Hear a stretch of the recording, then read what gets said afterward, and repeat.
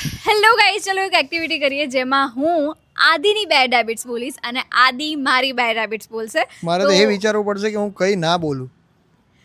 હા, મારું પણ એવું જ છે.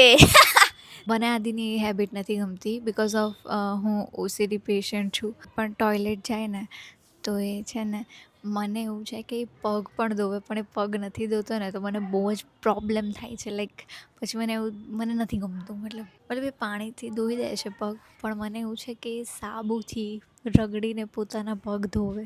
એક જ બોલવાની એલી પૂજા છે ને નખ બહુ મારે. હા એવા નખ વાગે એના કે વાત જવા દો. લોહી કાઢે, લોહી ઉતેડી નાખે આપણને, ઉતેડી. મને આદિની એ હેબિટ નથી ગમતી કે એ છે ને બહુ બધા કપડાં પરચેસ કરે છે અને પછી એ પહેરશે નહીં. એ પહેરશે તો ફક્ત 1-2 વાર એન્ડ ધેન પછી એ પડી રહેલા હશે. તો એવી રીતે કરીને એને 21 પેન્ટ્સ ભેગા કર્યા છે અને મારી પાસે 3-4 જ પેન્ટ છે ગાઈસ. ત્રીજી એની ખરાબ આદત એવી છે કે ગમે એ હોય ને, ગમે એ વ્યક્તિ, બરાબર છે, એને હાથ ધોળાય કરશે કે હાથ ધો, આ ધો, પેલું ધો, બસ બધું ધોયા જ રાખો આખો દી. નવરા પડ્યા ધોયા રાખો. એની ખરાબ આદત છે કે એ બીજા પાસે હાથ ઘડીએ વોશ કરાવડાવે છે. બીજાને ધોવા હોય તો ધોવે, ના ધોવાય તો ના ધોવે, એમાં હું પણ એ હાથ ધોળે કરે. ઓસીડી પેશન્ટ છે, ઓસીડી પેશન્ટ.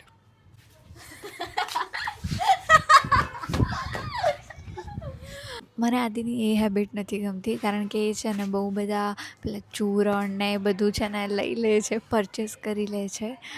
પછી મતલબ પેલું હોય ને જીરા ને એવું બધું નાની વસ્તુ કેટલી બધી પરચેસ કરી લેશે જે એ ફક્ત 3 દિવસ જ યુઝ કરશે અને પછી એનું કંઈ કરશે જ નહીં.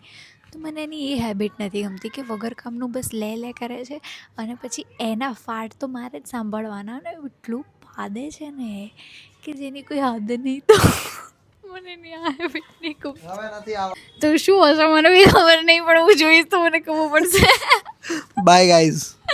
તમને તમારા ઘરવાળાની તમારા ઘરવાળીની કઈ ખરાબ આદત છે કમેન્ટ કરજો. બાય. Yeah by.